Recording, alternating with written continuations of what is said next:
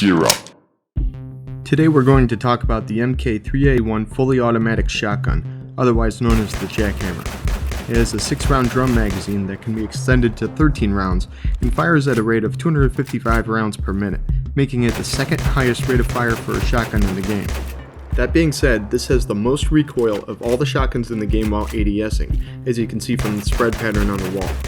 It takes quite a bit of compensation to keep your shots in the same spot, but beyond 2 to 3 shots, your pattern is going to hell no matter what you do. Since the MK3A1 has such high recoil, you'll find yourself shooting from the hip most of the time, but the extended magazine can really help with those larger groups of people. However, I would not recommend using slugs with this gun because they lack power compared to some of the other shotguns in Battlefield 3. The MK3A1 just isn't able to take people down in a single shot at close range like some of the other shotguns could.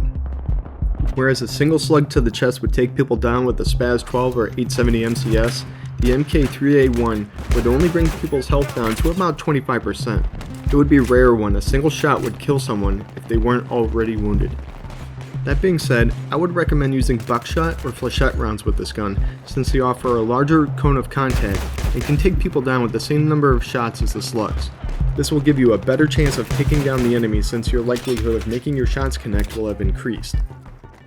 The MK3A1's drum magazine also has some drawbacks of its own. Reload times are really high at around 4 seconds.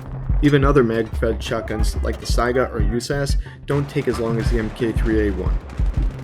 Although the pumps can take longer to reload the entire tubular magazine, you can stop the reload animation at any time and begin firing again, which you just can't do with the MK3A1. You need to wait for the entire reload sequence to finish before you can fire off a single shot. So when you do have to reload, make sure you can find cover for a little while and aren't caught with your pants down. Due to the shotgun's bullpup design, high rate of fire, and large drum magazine, it makes an ideal weapon for some CQC maps like Nosher Canals or Ziba Tower. Overall, this is a decent shotgun, but it does have its limitations, and I would recommend using it only in certain circumstances. Next on the list is the M16A3 assault rifle. This is quite possibly one of the best guns in the game, and for good reason too. With a good rate of fire and low recoil, it's easy to make a lot of your rounds hit their marks. Although the recoil goes up and to the right, its spray pattern is pretty narrow, so a vertical foregrip really wouldn't be needed for this gun. The M16 is very comparable to another popular assault rifle, the AEK. Both do the same amount of damage at varying ranges, but their differences are minute. The M16 has a slightly more accurate first shot, meaning if you single fire or begin your burst, your first shot is much more likely to hit what you're aiming at than the AEK. It also has a slightly smaller spread pattern while ADSing. If you wanted to, you could just mag dump the gun and still get decent accuracy, but it will fire better in short controlled bursts, especially at mid to long range engagements. Reload time is impressive at about 2.5 seconds for its 31 round magazine. That's almost a full second quicker than the AEK and makes it one of the faster reloading assault rifles in Battlefield 3. One of its drawbacks compared to the AEK is a slightly slower rate of fire.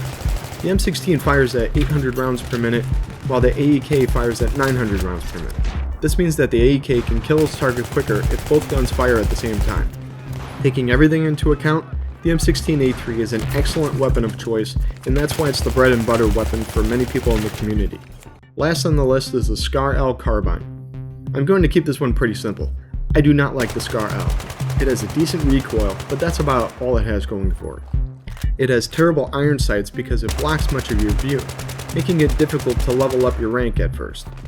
It's 620 rounds per minute, making it a very slow firing gun. Its ammunition doesn't make up for the lack of rate of fire with larger rounds either. It uses the same 5.56 NATO rounds as the M16A3. It also has a short range of about 870 meters. Combine all of that together and it just doesn't seem to fit in close quarters, long range, or pretty much anywhere. In my humble opinion, it's one of the worst performing guns in the game. You would be better off picking one of many other choices. Thanks for watching this episode of Gear Up. Tell me what you think and take it easy.